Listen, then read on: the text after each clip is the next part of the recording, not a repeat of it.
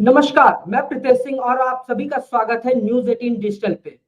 आज हमारे साथ है बनारस के, जिसे हम अध्यात्म की नगरी भी कहते हैं और काशी के नाम से भी जानते हैं। वहाँ के मशहूर पंडित आशुतोष चतुर्वेदी जी। और आज हम उनसे जानने की कोशिश करेंगे कि चंद्र ग्रहण कब है, कैसे है, किन राशियों पर उसका असर पड़ने वाला है, किनको होने वाला है धन लाभ और किन्हें होने वाली है हानि। हमारे प्रोग्राम में बहुत-बहुत स्वागत है आशुतोष जी। जी। सबसे पहले तो जानना चाहेंगे कि चंद्र ग्रहण कब है और इसका असर किन-किन लोगों पर पड़ने वाला है? पहले नमस्कार, जय बाबा विश्वनाथ, जय मां अन्नपूर्णा जी और छोटे लोगों को आशीर्वाद।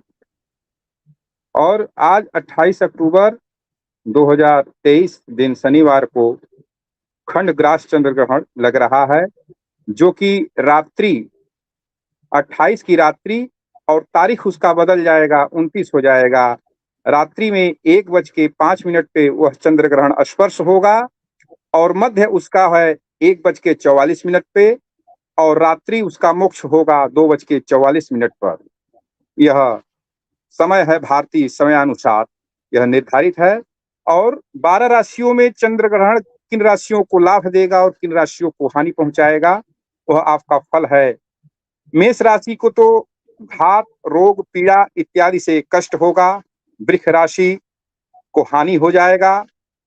और मिथुन राशि के जितने जातक है उनको लाभ होगा, व्यापार लाभ, धन लाभ, अचानक कहीं से जमीन लाभ इत्यादि लाभ उनको प्राप्त होगा। कर्क राशि वाले जातक को सुख सौभाग्य की समृद्धि प्राप्त होगी। और सिंह राशि वाले जातक का मान सम्मान का नाश होगा, उनको लांछना लगाया जाएगा, आरोप प्रत्यारोप इत्यादि से वह घिरे रहेंगे। सबसे कष्टदायक जो है कन्या राशि है, जो कि मृत्यु तुल्य कष्ट उनको इस ग्रहण पर लगने वाला है। वह शरीर से रोग व्याधि से ग्रसित रहेंगे, जो कि उनको 1 माह तक कष्ट का यह झेलना पड़ेगा। और तुला राशि के जातक को स्त्री पीड़ा होगा, उनकी स्त्रियों को कष्ट होगा, जिससे वह परेशान रहेंगे। वृश्चिक राशि वाले जातक को सुख सौभाग्य की प्राप्ति होगी। और धनु राशि वाले जातक को चिंता इत्यादि मानसिक क्लेश बना रहेगा। और मकर राशि के जातक जितने हैं उनको व्यथा, अन्यथा इत्यादि में समय व्यतीत करना पड़ेगा। और आज के ग्रहण में जो है कुंभ राशि वाले जितने जातक हैं उनको लक्ष्मी की प्राप्ति होगी, श्री की प्राप्ति होगी। और मीन राशि वाले जातक जो हैं उनको क्षति होगा, कोई भी कार्य करेंगे उनको नुकसान होना निश्चित है। तो मेष, वृष, सिंह, कन्या, तुला, धनु, मकर, मीन इन राशियों को कष्ट होगा, अन्य राशियों में सुख समृद्धि का सौभाग्य प्राप्त होगा। तो जिन राशियों को कष्ट होगा उनके निदान के लिए 29 तारीख को प्रातः स्नान ध्यान करके स्वर्ण निर्मित सर्प लेकर के कांसे के बर्तन में तिल, वस्त्र एवं दक्षिणा के साथ ब्राह्मण को दान करें, तो इस ग्रहण से उनको मुक्ति मिल सकती है। अन्यथा सामर्थ्यता नहीं है कि हम सोने का सर्प बनवा सकें, तो इसके अलावा जो है, जो चंद्रमा का बिंब है उसका ग्रह चांदी का बनवा करके और जनित ग्रह निवारण हेतु वह मंदिर में दान करें, जिससे कि दुष्ट ग्रह शांत हो जाएंगे और उन्हें इस ग्रहण का दोष नहीं लगेगा। इत्यादि करने से सुख सौभाग्य की प्राप्ति होती है। जी क्या गुरुजी ऐसा भी कोई उपाय है जिससे अब मान लीजिए कोई बड़ा है वो तो सोने का दान कर सकता है, बट जो जी गरीब है, इसे करने जी में जो काम करने में असक्षम है, क्या वो भी ये कर जी। पाएगा या कोई और तरीका उसके हाँ हाँ लिए है जैसे कि जी जी जी।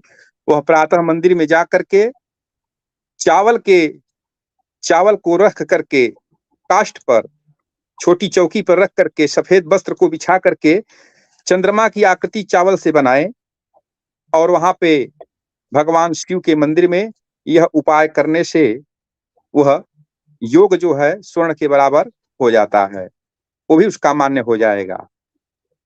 जी, तो गुरुजी एक सवाल और है जो काफ़ी लोग शहरों में रहते हैं जो मंदिरों से दूर है या फिर ऑफ़िस में बिज़ी हैं जिनका या ट्रैवलिंग कर रहे हैं यहाँ से वहाँ एक जगह से दूसरे जगह जा रहे हैं।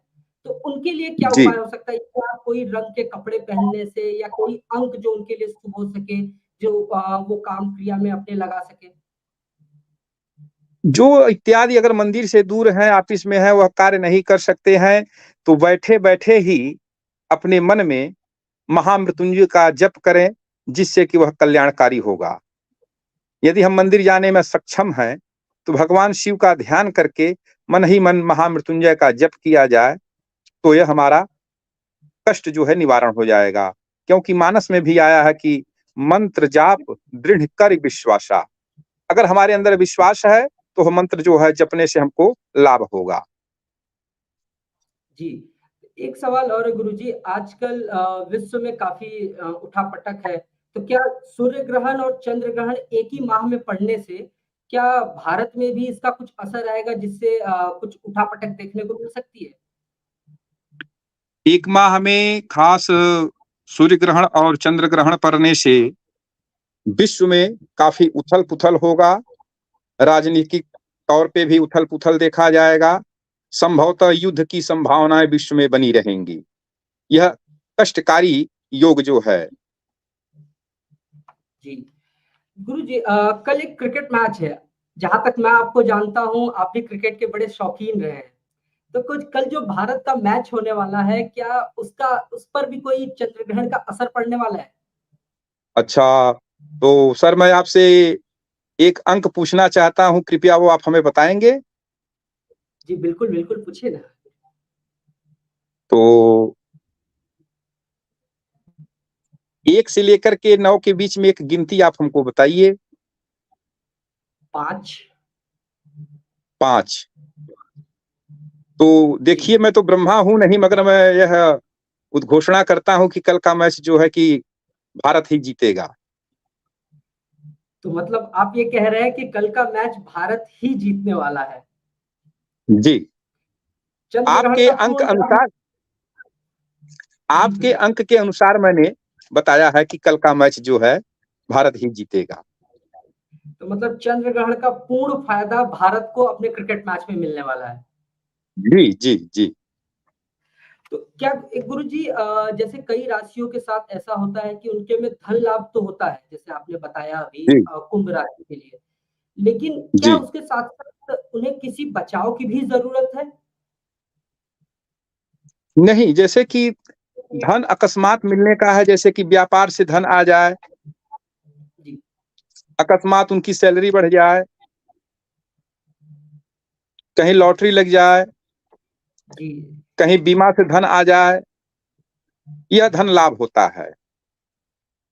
बचाव के लिए उनको जो है भगवान विष्णु का आराधना करना चाहिए, जी, जिससे कि वह धन हमारा सुरक्षित रह सके। चूंकि जी, धन आने पर व्यक्ति का बुद्धि विवेक पहले ही विलुप्त हो जाता है, नष्ट हो जाता है, जिससे कि धन के मद में व्यक्ति अनैतिकता कार्य को करने के लिए तत्पर हो जाता है। तो उस धन के बचाव के लिए भगवान नारायण हरि का जप करें, स्मरण करें, पूजन करें, वह धन संचित रहेगा। जी। गुरुजी जैसे कि बहुत सारे राशियों के साथ ये भी है कि वो एक तरफ पक्ष तो देखते हैं कि उनको लाभ हो रहा है या हानि हो रही है, लेकिन दूसरे पक्ष पे वो खो जाते हैं। जैसे कि अब चंद्र ग्रहण के वक़्त क्या करना है, क्या नहीं करना है। जैसे हमारे वक़्त जी, में हमारी माताजी हमें बताती थी कि उस वक़्त खाना नहीं होता, पीना नहीं होता, सो नहीं सकते। अब रात्रि जी। का ऐसा वक़्त है कि बहुत सारे लोग सो लेंगे या बुजुर्ग हैं वो सोएँगे, तो इससे बचाव के क्या तरीके या क्या नहीं करने से इससे बचा जा सकता है? इसमें कहा गया है, शास्त्र में आया है कि बालक, वृद्ध और रोगी के लिए इसमें कोई परिहार नहीं है। रोगी को जी, दवा देना है, तो कभी भी हम दवा ग्रहण में भी दवा दे सकते हैं। बालक को अगर दूध पिलाना है, तो हम ग्रहण लगे या न लगे, उसको दूध की आवश्यकता है, तो दूध दे सकते हैं। जी, और वृद्धावस्था, जिसको जीर्णादि अवस्था, जिसका अंतिम चरण चल रहा है, उसको भूख प्यास लग रही है, तो उसके लिए भी हम ग्रहण नहीं देखेंगे, सारा व्यवधान, सारा भोजन पानी इत्यादि उनको हम करा सकते हैं। जी, तुलसी पत्र डाल करके सारा वस्तु हम खिला पिला सकते हैं, उसमें कोई दोष उसका नहीं होगा। कहा गया है कि जीवे रक्षा सुरापानम, जीव की रक्षा करने के लिए सुरा भी अगर पीना पड़े तो वो भी हम पी सकते हैं। इसलिए बालक, वृद्ध और रोगी के लिए कोई परिहार नहीं है, कोई दोष नहीं लगता है। हाँ, अन्य लोगों के लिए, जो युवा अवस्था है, जो जागृत अवस्था में रह रहे हैं, जो पुरुषार्थ जिनके अंदर है, वह इसका मान करेंगे, उसका उनको लाभ होगा। ग्रहण में सोना नहीं चाहिए।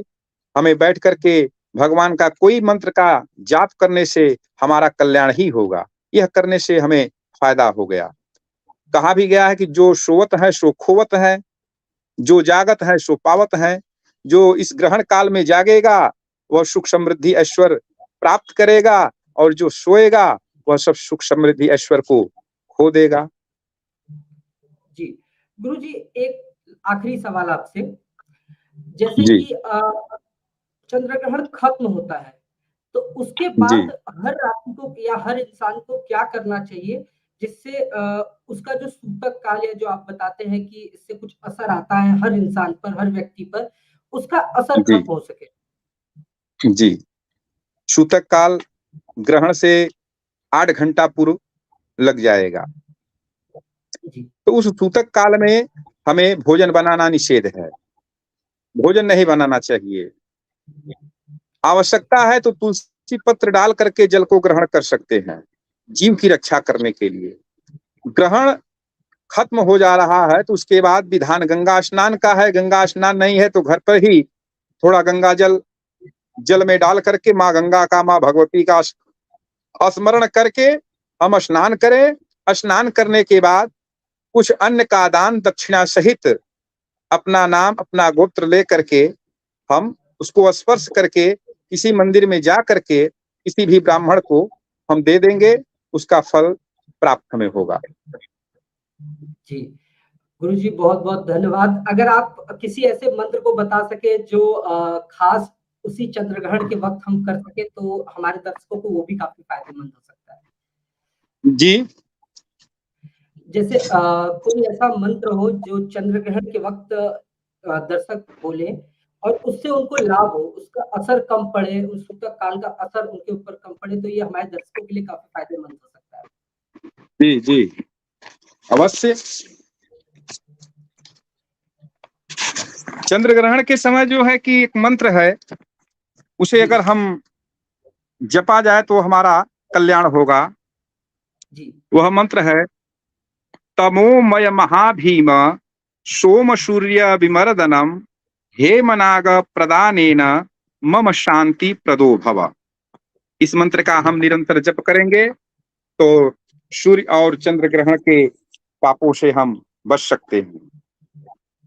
जी जी गुरु जी, बहुत बहुत धन्यवाद आपका हमारे साथ जुड़ने के लिए और दर्शकों को बताने के लिए कि चंद्र ग्रहण में किस किस तरीके से बचा जा सकता है और क्या क्या उपाय है जिससे उनको लाभ जी मिल सकता है और जो हानि होने वाली है उससे बचाव किया जा सकता है।